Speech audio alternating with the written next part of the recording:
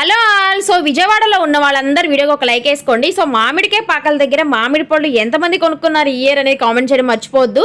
అయితే నాకు ఒక చిన్న ఇన్ఫర్మేషన్ కావాలండి.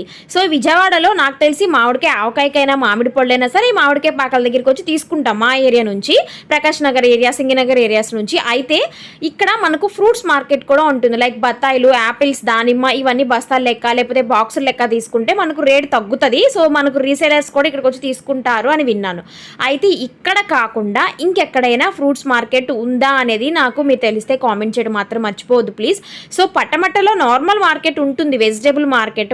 అయితే దానితో పాటు మనకు పర్టికులర్గా ఇలా ఫ్రూట్స్ మార్కెట్ అనేది ఇంకెక్కడైనా ఉందా అని కామెంట్ చేయండి. సో ఇక తర్వాత అయితే ఇక్కడ కేక్ దగ్గరికి వచ్చాము. ఒక షాప్లో అడిగితే normal cake half KG 150 rupees చెప్తే మాకు ఎక్కువ అనిపించింది.